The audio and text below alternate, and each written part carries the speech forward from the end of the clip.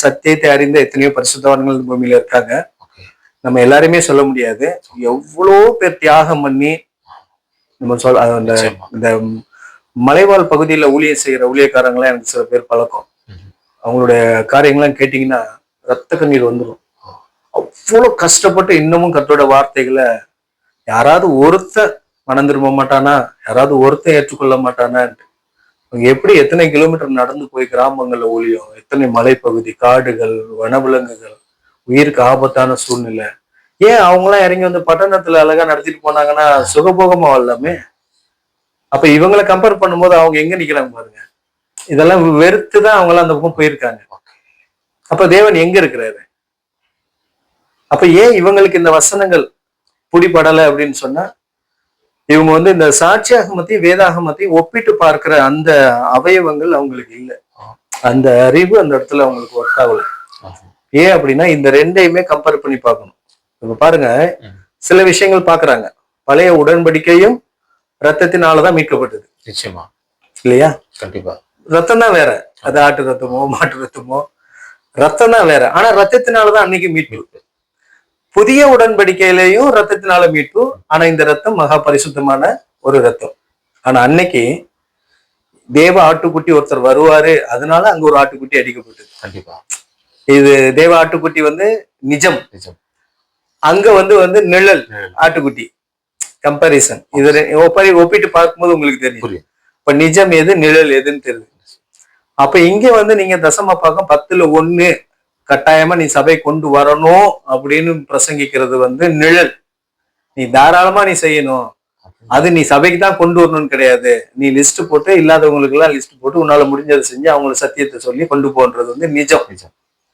அப்ப இந்த சபைக்குள்ள வந்து இந்த நிழலையும் நிஜத்தையும் பிரிச்சு பாக்குற அந்த வரம் இன்னைக்கு சபைகள்ல பாஸ்டர்ஸும் சரி மக்களுக்கும் சரி, அந்த பாஸ்டர்ஸை ஃபாலோ பண்ற மக்களுங்களுக்கும் எல்லாருக்கும் குறைஞ்சிருச்சு, பல இடங்கள்ல மறைஞ்சிருச்சு. அதை கர்த்தர் தான் புதுப்பிக்கணும். இல்லைன்னா அடுத்த தலைமுறை இந்த செய்தியை கேட்கறவங்க எல்லாம் கொஞ்சம் கேட்டு அதை கொஞ்சம் தேட ஆரம்பிச்சாங்கன்னா. ஆனா அப்படி அந்த தசம பாகம் சம்பந்தமான இன்னும் தெளிவு வேணும்னா என்னுடைய டிவோசி மினிஸ்ட்ரிஸ் யூடியூப்ல ஒரு 4-5 பாகங்களா போட்டு வச்சிருக்கேன். வசன ஆதாரங்களோடு கூட இருக்கும். அதை பார்த்தாங்கன்னா அவங்களுக்கு ஒரு தெளிவு ஏற்படலாம். இன்னொரு முக்கியமான விஷயம் என்னன்னா, போதிக்கிற ஒருவன் தான் கை கொண்டு அதை போதிக்க கடவன், இல்லையெனில் அதுவே அவனுக்கு பாவமா இருக்கும்னு வசனம் இருக்கு. அப்ப தசம பாகம் வாங்கக்கூடாதுன்னு நான் வந்து பிரசங்கம் பண்ணி யூடியூப்ல போட்டு வச்சிருக்கேன். அநேக இடத்துல பிரசங்கம் பண்ணிட்டு இருக்கேன்னா அதை நான் கடைபிடிக்கணும்ல. அதனால நான் கிட்டத்தட்ட ஒரு 10 வருஷத்துக்கு மேல என்னைக்கு கண் திறக்கப்பட்டதோ அன்னையில இருந்து சபையில தசமாவும் கிடையாது, காணி கிடையாது. ஆனா ஒரு ஆஃபரிங் பாக்ஸ் ஒரு மூலையில இருக்கும். அது நீங்க போடணும் விரும்பினா போடலாம் அப்படின்னும் போது அது சொற்பமா தான் வரும். ஏன்னா நம்ம செய்யறது ஸ்லம்ல. அது நமக்கு அந்த சபையில இருக்கிற மெயின்டெனன்ஸ் பல்பு போயிடுச்சுன்னா இல்ல யாராவது வயதான வந்தாங்கன்னா அவங்களுக்கு அது சரியா போயிடும். ஆனா நான் வேலை செய்யறதுனால என்னையும் என் கருத்தையும் குடும்பங்களையும் ஊழியங்களையும் கர்த்தர் அபரிதமா ஆசீர்வதிக்கிறார். மிக்க மகிழ்ச்சி. இப்போ இன்னொரு கேள்வி என்னன்னு பாத்தீங்கன்னா, இந்த தசம பாகத்தை குறிச்சு அநேக போதர்கள் என்ன புரிகிறாங்கன்னா, இதை நீ கொடுக்கறன்னு சபிக்கப்படுவாய். அதாவது நீ எனக்கு எதில் சோதிக்கிற, தசமாக கொடுக்காம என்ன சோதிக்கிற, நீ கொடுத்துப்பா நான் உனக்கு எப்படி ஆசீர்வதிக்கிறேன், இப்படி ஒரு வார்த்தை வருது. இன்னொன்னு வந்து பார்க்கும்போது இப்படி கொடுக்கலன்னா நீங்க சபிக்கப்பட்டிருவீங்க. அதாவது அந்த வசனம் அது தசமா கொடுக்குற மக்களை மாத்திரம் சொல்லுதா, இல்ல தசமமா வாங்குறோம்னு சொல்லு. ஏன்னா உங்களோட நான் ஒரு இது பார்க்கும்போது கிளிப்ல வந்து வீடியோ பார்த்தேன். அதுல ஒரு கேட்ட ஒரு ஞாபகம் என்னன்னா, இந்த வசனம் வந்து தசமமும் வாங்குற ஊழியக்காரர்களுக்கு கொடுக்கப்பட்ட கட்டளை அப்படின்னு தான் வந்து அது வசனம் அதுல கண்டினியூட்டி வருது. அப்போ ஏன்னா வந்து 3ஆம் அதிகாரம் மல்கியா 3ஆம் அதிகாரத்தை தொடர்ச்சி பார்க்கும்போது இந்த ஆசிரியர்களே இந்த கட்டளைகள் உங்களுக்குரியதுன்னு சொல்லி கொண்டு வருவார் ஆண்டவர். கொண்டு வந்து நீங்க எதுல வஞ்சிக்கிறீங்க, தசம காணிக்கல வஞ்சிக்கிறீங்கன்னு சொல்லி ஆசிரியரை குறித்து பேசுறாரு. அப்போ அந்த அந்த இது வந்து ஆசிரியர்கள் தான் அது சொல்லப்பட்டிருக்குது. அந்த தசமம் கொடுக்குற மக்களை சொல்லப்படல இல்லைங்களா? அப்படிதான் நான் கேட்ட மாதிரி எனக்கு ஒரு ஞாபகம் ஒரு கிளிப்ல, உங்களோட வீடியோ கிளிப்ல. இல்ல அதாவது 2 விதமா பேசியிருப்பேன். எப்படின்னு சொன்னா, இன்னைக்கு நடைமுறையில இருக்கிறத சொல்றேன். ஏன்னா நிறைய பாஸ்டர்ஸோட பழகுறோம், நிறைய சபைகளுக்கு போறோம். சபையில வந்து எப்படி பிரசங்கிக்கிறாங்கன்னா, அங்க இருக்கிற மக்கள் எல்லாரும் 10ல் 1 கொண்டு வரணும்னு பிரசங்கிக்கிறாங்க. இது வந்து பழைய உடன்படிக்கையில சொல்லப்பட்டிருக்க மாதிரி எல்லாரும் 10ல் 1 கொண்டு வராங்க. பழைய உடன்படிக்கையில பணம் கொண்டு வரப்பட்டுச்சா அப்படின்னு பார்த்தா இருக்கிறதுக்கு வாய்ப்பு கிடையாது. அது வந்து விவசாயங்கள்ல இருந்து அறுவடை செஞ்சதுல இருந்து ஆடு மாடுகள்ல இருந்து விலங்கு அவங்க என்ன காய்கறிகள் என்ன பண்றாங்களோ என்ன அறுவடை செய்றாங்களோ அதெல்லாம் கொண்டு வந்து சேர்த்தாங்க. அது வந்து விற்கப்பட்டுச்சு. வைக்கப்பட்டுச்சு. அது வந்து தேவாலயத்து வெளியில வந்து அது விற்கப்பட்டுச்சு. காளைகள் மாடுகள் விற்கப்பட்டது, ஆடுகள் விற்கப்பட்டது. அப்ப விற்கப்படும் போது அதை ஜனங்க வந்து பாவ நிவாரண பலிக்காக கூட வாங்கிட்டு வருவாங்க. Okay okay. பாவ நிவாரண பலிக்காக அப்ப ஆடு மாடெல்லாம் விற்கப்படும் போது பாவ நிவாரண பலிக்கு அந்த கோத்திரம் வந்து சுத்திகரிக்கப்படணுன்றதுக்காக விற்கப்படுகிற காளைகள் மாடுகள் எல்லாம் விலை கொடுத்து எல்லாம் வாங்கிட்டு வந்த சம்பவங்கள் வந்து பழைய உடனே நம்ம பார்க்க முடியும். ஆனா இன்னைக்கு வந்து அது பணமா கன்வெர்ட் பண்ணி இன்னைக்கு வந்து சில ஸ்தாபனங்கள்ல வந்து காய்கறி, புடவை, தேங்காய், அதாவது ஒரு தேங்காய் மார்க்கெட்ல வந்து பாத்தீங்கன்னா தேங்காய்னா மரத்துல இருந்து உளுந்தது உரிக்காம சில நேரம் உரிச்சு கூட தட்டுல ஒரு 5 இருக்கும். ஒரு தேங்காய் ஒரு 20 ரூபா வரும் கடையில. 20 ரூபாய். ஒரு 5 தேங்காய் தட்டுல வச்சு இங்க இவங்க கிட்ட வந்துருச்சுன்னா ஒரு தேங்காய் 1000 ரூபாயில இருந்து கூட ஸ்டார்ட் ஆகும். ஆமா, ஏன்னா அது ஆசீர்வாத தேங்காய், ஆசீர்வாத தட்டு, ஆசீர்வதிக்கப்படுவ அப்படின்னு சில ஸ்தாபனங்கள்ல வந்து இது ஒரு எக்ஸலன்ட் பிசினஸ். அது வந்து அது போகுது, நம்ம அந்த டாபிக் வேண்டாம். ஆனா புதிய உடன்படிக்கையில தசம பாகம்னு சொல்லி பேமெண்ட் கொண்டு வந்துட்டாங்க, கேஷ கொண்டு வந்துட்டாங்க. பேமெண்ட் வரக்கூடாது இல்லைங்களா? பேமெண்ட் அன்னைக்கே வரலையே. ஆமா, இப்ப இன்னைக்கு பேமெண்ட் வந்து இன்னைக்கு வரலாம், அதுல எந்த தப்பும் கிடையாது. ஆனா அது சபைக்குள்ள 10ல் 1 தான் வரணும்னு சொல்லி தேவன் சொன்னதாக சொல்லி கொண்டு வர்றது வந்து ராங். மிகப்பெரிய ஒரு தவறான ஒரு சம்பவம் அது. அப்ப பாஸ்டர் என்ன பண்றாருன்னா சபையில இருக்கிற எல்லாரையும் 10ல் 1 கொண்டு வாங்க அப்படின்னு சொல்றாரு. கொண்டு வந்துட்டாங்களா? அந்த மொத்த அமௌண்ட் எவ்வளவுன்னு பார்த்து, ஒரு உதாரணத்துக்கு ஒரு 1 லட்சம் ரூபாய் வருதுன்னு வைங்க. அந்த 1 லட்சத்துல 10ல் 1 இவர் ஒரு 10,000 எடுத்து இவருடைய தலைமை சபைக்கு இவர் அனுப்புவார். இது ஊழியர்கிட்ட கொண்டு வரப்பட்டதுல இருந்து இவர் கொடுக்கறது. இந்த ரெண்டையுமே நான் அதுல பேசியிருப்பேன், தனியா பிரிச்சு பேசியிருப்பேன். சொல்ல புரியுதா? ஒரு 1 லட்சம் இவருக்கு வந்திருக்கும், இல்ல ஒரு 50,000 வசூலாயிருக்கும் அந்த மாசத்துல.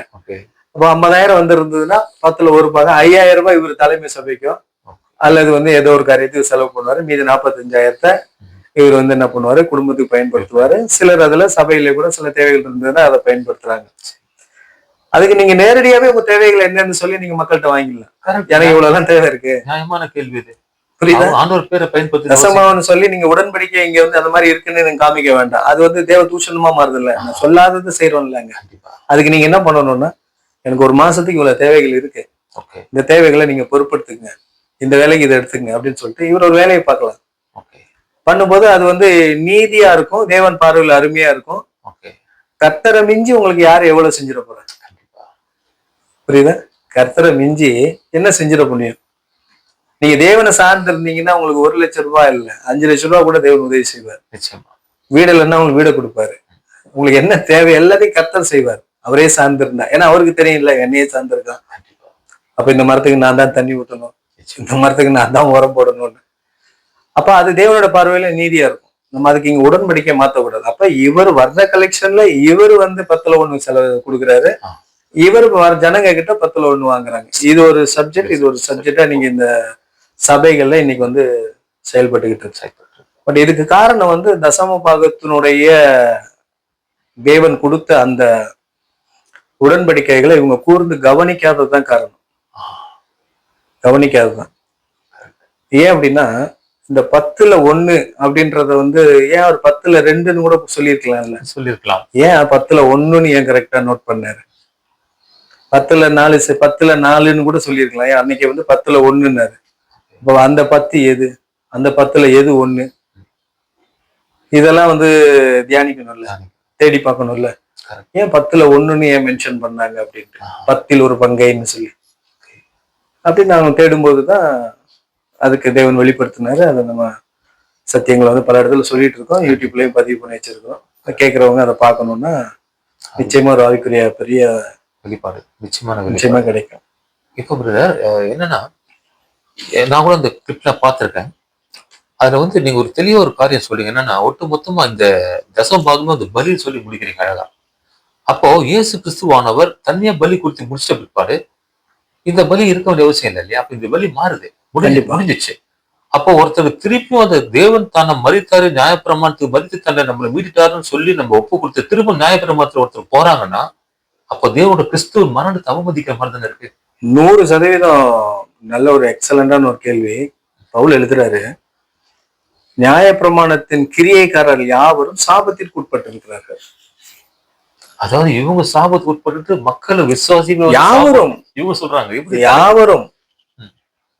யாவரும் நியாயப்பிரமாணத்தின் கிரியைக்காரர்கள் யாவரும் சாபத்துக்கு உட்பட்டிருக்கிறார்கள். நம்ம ஏற்கனவே பாவத்துல இருந்து சாபத்துல இருந்து தான் தேவன் நம்மளை நீங்களாக்கினாரு. கண்டிப்பா. அதுக்காக தான் இத்தனை பாடுகள், இவ்வளவு பலி, ரத்தம், சிலுவை மரணம் எல்லாம் நம்ம வந்து சாதாரணமா நம்ம சொல்லிட்டு போக முடியாது. சினிமா பார்த்துட்டு சாதாரணமா எடுத்துட்டு போறோம். ஆமா, நேற்று சின்னதா ஒரு வெட்டுக்காயம், அவ்வளவு வலி வலிக்குது. சின்னதா ஒரு வெட்டுக்காயம் கத்தியில, அவ்வளவு வலி வலிக்குது. கண்ணுக்கு தெரியாத ஒரு காயம். ஆனா உளப்பட்ட நிலம் போல அவருடைய உடல் வந்து இருந்தது. எப்படி இருக்கும் பாருங்க. உங்களால கற்பனையே செஞ்சு பார்க்க முடியுதா? சவுக்குல பிச்சு எடுக்கிறாங்க சதைகளை. எதுக்கு? யாருக்காக? அந்த பாவத்துல இருந்தும் அந்த சாபத்துல இருந்தும். வருத்தப்பட்டு பாரம் சுமக்கிறவர்களே, நீங்கள் எல்லோரும் என்னிடத்தில் வாருங்கள்ன்றார். வருத்தப்பட்டு பாரம் சுமக்கிறவர்களே, என்ன பாரம்? இப்ப பிரசங்கிக்கிறாங்க, கடன் பிரச்சனையா, கவலையா, கண்ணீரா, பில்லி சூன்யமா, ஏவலா, இந்த உலகத்துல இருக்கவங்க நீங்க இங்க வாங்கன்ற மாதிரி எங்க இயேசு கிட்ட வாங்கன்றார். இது இது சராசரி மனுஷனால இதை சரி செஞ்சுக்க முடியும். தேவன் அந்த அளவுக்கு பலன் கொடுத்திருக்காரு. கடன் பிரச்சனை இருந்து நீங்க மீண்டு வரலாம், திட்டமிட்டு உழைச்சிங்கன்னா வரலாம். எல்லாத்துலயுமே நீங்க ரிலீஃப் ஆக முடியும். எத்தனையோ பேர் மீண்டு வந்திருக்கிறாங்க. ஆனா உங்களை தொடர்ந்து வர சாபத்தை யார் விடுதலை தருவா? தலைமுறை தலைமுறையா வந்து வர சாபத்தை யார் விடுதலை தருவா? நம்முடைய அக்கிரமம் நிமித்தம் பாவம் இருக்குது, அதுக்கு எந்த நிவாரணம் இருக்கு? என்ன சொல்யூஷன் இருக்கு? அது அவரால் தான் முடியும். அப்ப அப்படி தொடர்ந்து வருகிற அந்த சாபம் வந்து நியாயப்பிரமாணத்தின் கிரியைகள் அடங்கியிருக்கு. கிறிஸ்துவின் ரத்தம் சிந்தப்படுறதுக்கு முன்னாடி நியாயப்பிரமாண சடங்கு சம்பிரதாய சட்டத்திட்டங்களுக்குள்ள அது இருந்த அத்தனையுமே பாவங்களாகவும் சாபங்களாகவும் மாறி போச்சு. ஜனங்கள் சங்காரம் ஆயிட்டாங்க அதுல. ஏன்னா ஒரு பாவத்தை பண்றது, ஒரு பாவ நிவாரண பலியை கொடுத்துருது. ஒரு கொலை குற்றம் பண்றது, மரணத்தை தப்பிக்கிறதுக்கு உடனே போயிட்டு ஒரு பலியை செலுத்துது, குற்ற நிவாரண பலியை செஞ்சிருது. மனுஷனை ஏமாத்திடலாம், தேவனை ஏமாத்த முடியாதுல்ல. அப்ப கடைசியில ஒரு வழியில என்ன பண்ணாரு, நம்ம எழுதி கொடுத்தத இதை நம்ம மாத்தினாதான் சரியாகும்னு சொல்லிட்டு, இதுக்கு ஒரே ஒரு ரத்தம் தான் இருக்கு, தண்ணியே ஜீவபலியாக ஒப்பு கொடுத்தாதான் இது சரியாகும்னு சொல்லிட்டு என்ன பண்ணாரு, தண்ணியை பலியாக கொடுத்தாரு. இதுல தசம பாகம், காணிக்க, புதிய உடன்படிக்கைக்கு தீர்க்க தரிசனம் உரைக்கப்படுது. பலியையும் காணிக்கையும் தேவன் விரும்புகிறது இல்லைன்னு இருக்கு. அந்த வழியில தான் இது வருது. தசம பாகம் என்பது ஒரு பலி. பலியையும் காணிக்கையும் தேவன் விரும்புகிறது. விரும்பாத ஒண்ண நீ எப்படி விரும்ப? ஏன்னா நீங்க ஒரு தெளிவா ஒரு விஷயம் சொன்னீங்க பிரதர். என்னன்னா அந்த இடையில பேச என்னன்னா, அந்த தசம பாகத்தை குறிச்சு நீங்க சொன்ன அந்த வீடியோல தசம பாகம் வந்து மிருகங்களையும் கொடுக்கணும். ஏன் தலைச்சன்னு முதல் பிறந்த மிருகத்தையும் பலி ஆண்டவருக்கு கொடுக்கணும், தசமபாகமா கொடுக்கணும். அப்போ அந்த முதற் பலிகளை கொண்டு வந்து கொடுக்கும் போது அவன் அது ஆசிரியர் பலி செலுத்துறாரு இல்லையா, அப்ப தசமம் பலி ஆகுது அப்படின்னு சொல்லி ரொம்ப தெளிவா நீங்க சொல்லிட்டீங்க. அதுல கண்டிப்பா அழகா வேதத்தின் அடிப்படையில வந்து தசமபாகம்னாலே பலிதான் சொல்லி அழகா புரிய வச்சுட்டீங்க. சோ அதன் அடிப்படையில வரும்போது அப்போ இன்னைக்கு மக்கள் வந்து திரும்ப அந்த பலியை இல்லைன்னு சொல்லி திருப்பி முன்னோக்கி போறாங்கன்னா, அப்போ வந்து கிறிஸ்துவோட மரணத்தை அவமதிக்கிற மாதிரி இருக்குது. கண்டிப்பா. நாய் தன் கக்குனதை தின்ன திரும்புகிறது போல, வசனம் பொய் சொல்லாதுல்ல. நாய் தன் கக்குனதை திரும்ப தின்னுகிறது போல மனுஷன் மூடன்னு என்ன பண்றா, தன் மூடத்தனத்துக்கு திரும்புகிறான்னு வசனம் இருக்குது. அப்ப அங்கதான் போறாரு. அப்ப பலியையும் காணிக்கையும் தேவன் விரும்புகிறது இல்லை அப்படின்னு இருக்கும்போது, தேவன் விரும்பாத ஒண்ண நான் எப்படி விரும்புவேன்? அப்ப நான் விரும்புகிறேன் அப்படின்னு சொன்னா எனக்குள்ள இருக்கிற ஆவி என்ன ஆவி? தேவன் எதிர்த்து நிக்கிற மாதிரி இருக்கு.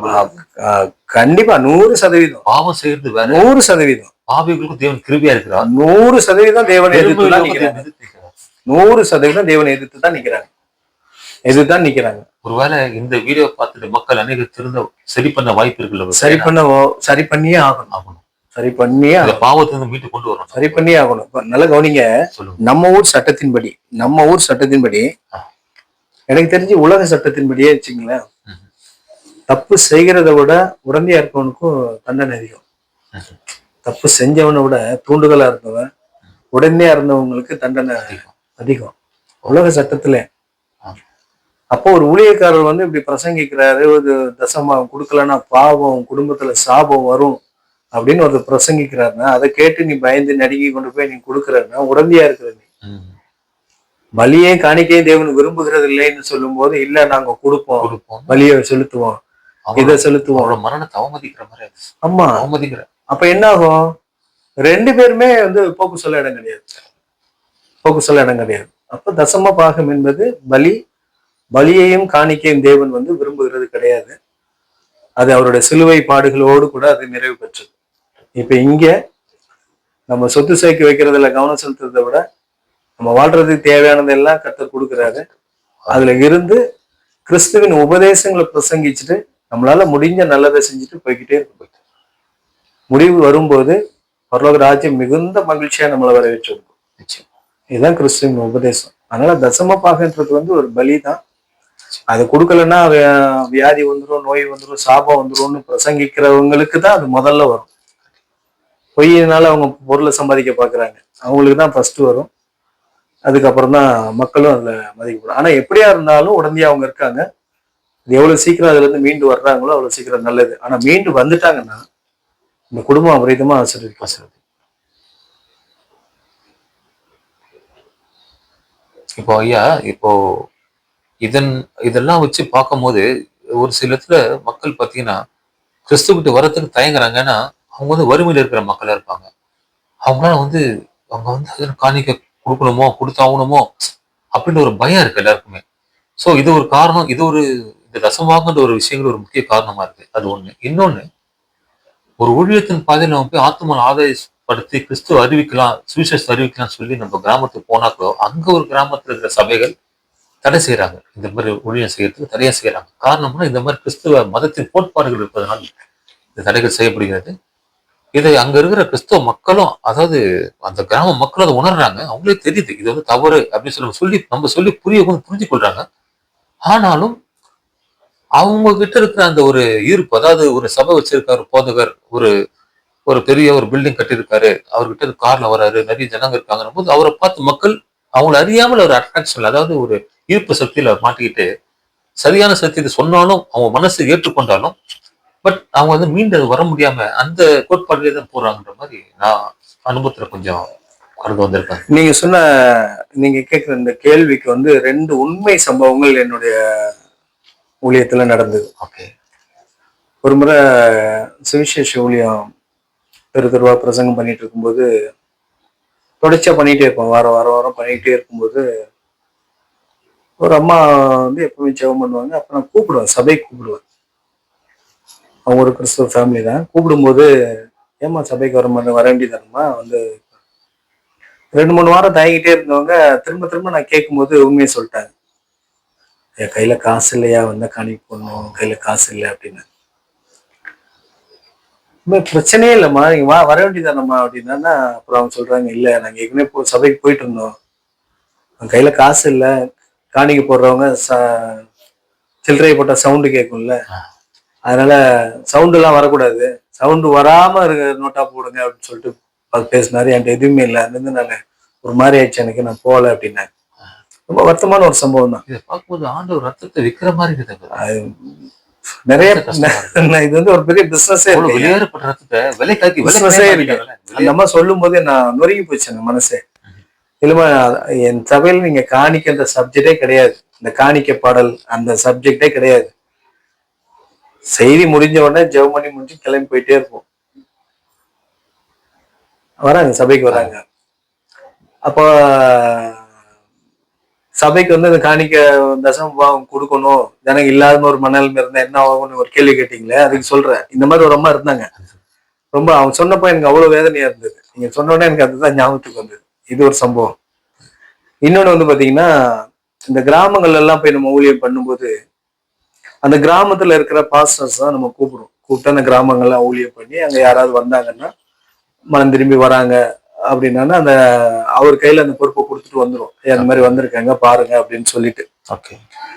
ஆனா நீங்க போய் அப்படி அவங்களெல்லாம் கூப்பிடாம நீங்க அந்த கிராமங்களுக்கு போனீங்கன்னா, நீங்க யாரு, எதுக்கு இங்க வர்றீங்க, நாங்க இல்லையா, நாங்க இங்க என்னத்துக்கு இருக்கோம் அப்படின்னு சொல்லி என்ன பண்ணுவாங்க, ஒரு ஒரு கட்சி தலைவர் மாதிரி ஒரு மாதிரி ஒரு அதிகாரத்தை கையில எடுத்து பேசுவாங்க.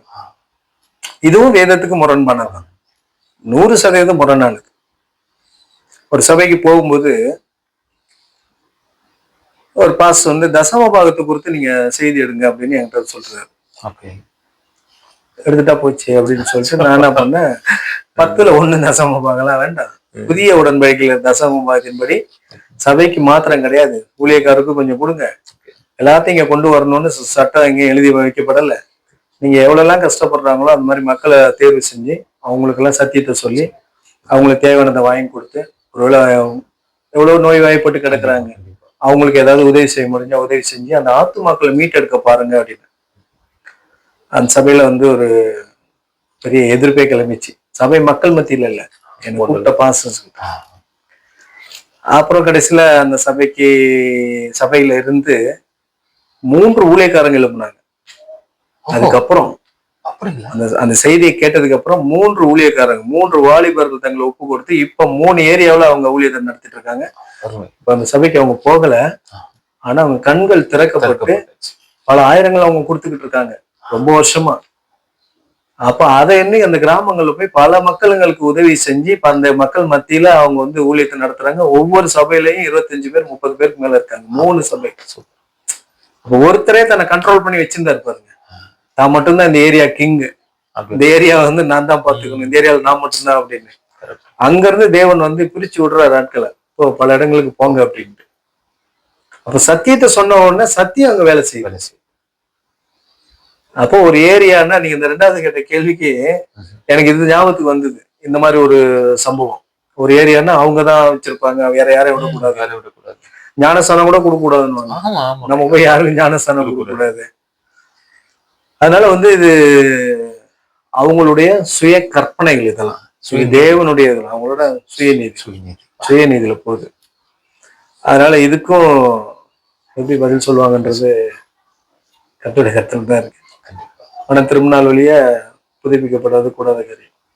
நிச்சயமா தசம பாகத்தை குறிச்சு ரொம்ப தெளிவா விளக்க கொடுத்தீங்க சகோதரரே. உண்மையிலே இது அநேகருக்கு இது பிரயோஜனமா இருக்கும். அநேகர் வந்து இதை பார்த்துட்டு இருக்காங்க.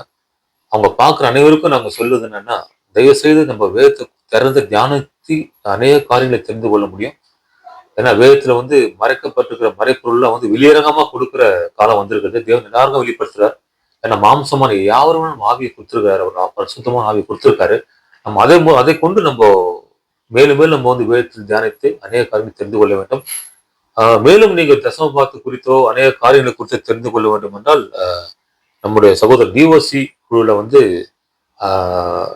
வீடியோ கிளிப்ஸ் போட்டுட்டு வரும், நீங்க அதை தொடர்ந்து பார்க்கலாம், பார்த்து அதை பயன்படுத்திக் கொள்ளலாம் என்பதை மகிழ்ச்சியில் தெரிவித்துக் கொள்கிறோம். நன்றி சகோதரரே, ரொம்ப மிக்க மகிழ்ச்சி, ரொம்ப சந்தோஷம்.